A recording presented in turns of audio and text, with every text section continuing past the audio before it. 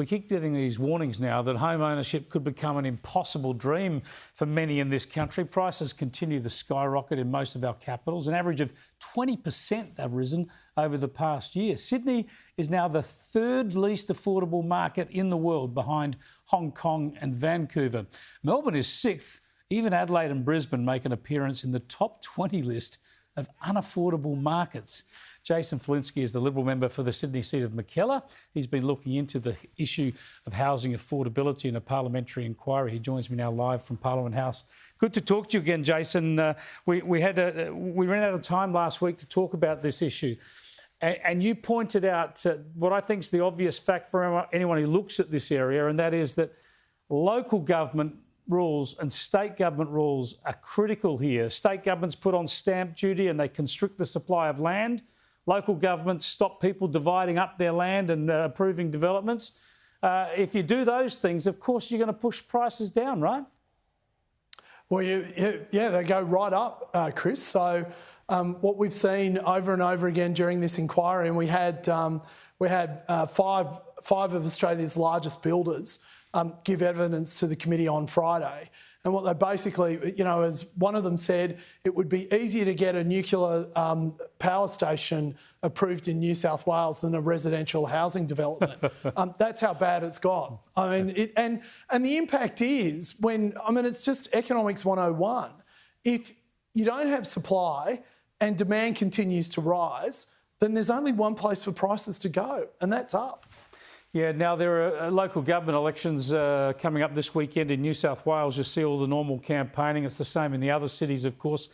But the usual push of people trying to get elected onto councils is that they're anti-development. Everyone wants to keep their suburb the way it is. Now, you don't want just open slather, right? You don't want every house divided and knocked down for a block of flats. But there's been too little willingness to have urban infill consolidation in those sort of middle suburbs, hasn't there? Is that a problem? Absolutely. So there's an economist by the name of Peter Tulip who has done, a vast array of econometric analysis. And he says that an apartment in Sydney, in inner city Sydney, 68% of that price is due to the zoning laws and the development decisions of Clover Moore. Now, if there is one part in Sydney where no one is going to object to a multi-level housing development, it is in the CBD of Sydney. But Clover has, for a number of years, maybe even 2 decades, done everything she can to stop it.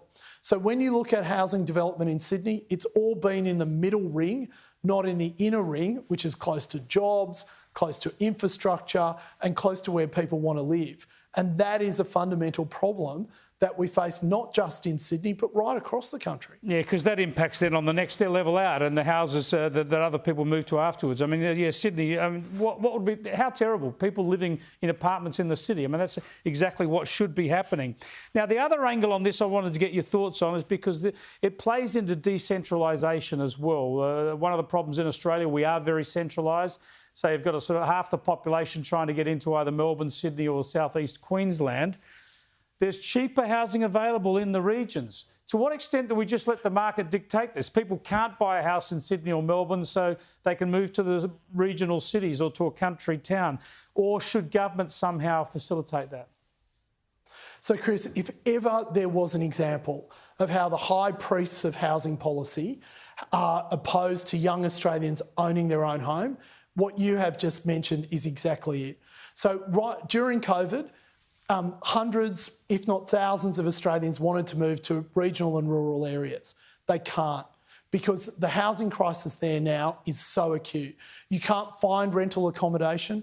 Coffs Harbour has run out of zoned land on which to build new houses to take care of the population that wants to move in there. And it is a story that is repeated in Bathurst, in Orange, in Dubbo, in Bega. I mean, the list just goes on and on and on. And why is this the case? Because local governments cannot process the development applications fast enough and have this multi-tier process so that anyone who wants to build something needs 1,000 people to say yes, but only one person to say no. And then you have the state governments who continue to benefit and profit from this situation because the higher housing prices go, the more money they make from stamp duty and the more money local governments make from developer contributions. And who are the losers from this? Young Australians, Australians under 40 who just want their piece of the Australian dream. Thanks for joining us, Jason. Such an important issue. Thank you, Chris. Really appreciate it. Jason Falinski there. Let's hope we see some action from government now to get government out of the way here. You buy a bit of land, you want to build a house, it should be simple. Government should encourage you to do that. Spend your money.